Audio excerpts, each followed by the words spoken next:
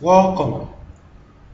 Human behavior is energized by many motives that may originate from the outside of us or inside of us. Motivation is the force that moves people to behave, think, and feel the way they do. Also, the term emotion could be defined as the feeling that can involve psychological arousal, conscience, experience, and behavioral expression.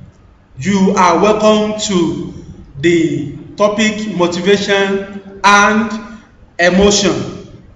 When you will have studied this study section, you should be able to explain the concept of motivation and its theories, explain the concept of emotion and its theories, and lastly, you should be able to highlight some social function of motivation. Let's start with concept of motivation. Motivation is a drive to behave or act in a certain manner, often to satisfy certain conditions, such as wishes, desires, and goals. Other theories of motivation included rational thought and reason as guiding factors of human motivated behavior.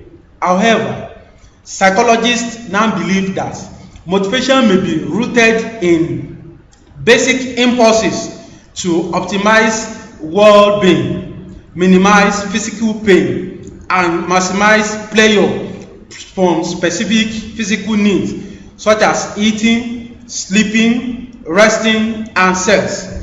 There are different theories involved in motivation, but they can be summarized by their constituent parts. These include inner processes and variables used to explain behavioral changes. Motivations are thus often separated into drives and motives, which are manipulated by stimulation or deprivation, and which can be either intrinsic or extrinsic. Abraham Maslow's theory of motivation. All human beings have wants and desires which influence their behavior. Human beings are driven to achieve their maximum potential, and we always do so unless obstacles are placed in their ways. These obstacles include hunger, thirst, financial problems, safety issues, or anything else that takes our focus away from maximum psychological growth. Abraham Maslow conceived his hierarchical needs after considering two kinds of motivation, which imparts the needs by which we are ruled in daily life. Maslow's theory of motivation is broken into two kinds of motivation: defected, which brings humans to reconsider their psychical and physical development, and adolescent, which gets people to pass whole events and stages of their personal development. Abraham Maslow used the two kinds of motivation to develop his hierarchy of needs, which states that only unsatisfied needs influence behavior, whereas satisfied needs do not. Needs are arranged in order of importance to human life, from the basic to the complex.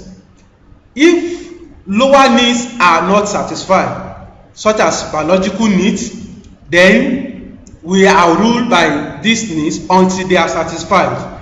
Once they are satisfied in an adequate manner, we then deal with the higher needs, which tends to be more psychosocial and complex to satisfy. According to Maslow's theory of motivation, the order of human needs from highest to lowest is depicted in the slide below. We have a physiological need, safety need, love and belonging, self-esteem need, and self-actualization. Concept of emotion. Emotion is a complex subjective experience accompanied by biological and behavioral changes. Emotion involves feeling, thinking, and activation of the nervous system. Physiological changes and behavioral changes such as facial expression. Different theories exist regarding how and why people experience emotion. These include evolutionary theories, the James Lange theory, the Cannon-Bard theory, Sattel and Singer's two-factor theory, and cognitive appraisal. Some of the social functions of emotions are: it influences how others interact with us. Emotion creates, maintains, and dissolves relationship. 3. It enables us to communicate our feeling to others. And 4. It invites and facilitates social interaction. Factors facilitating attention of an individual. Since without attention, meaningful perception may not be achieved, it is now necessary to consider the ways and means which will facilitate attention of the children. Of the various factors facilitating attention of individuals, the following may be cited. 1. Novelty of the stimulus. A novel situation or stimulus will at once draw the attention of the person confronted with such a situation. 2. Repetition of the stimulus.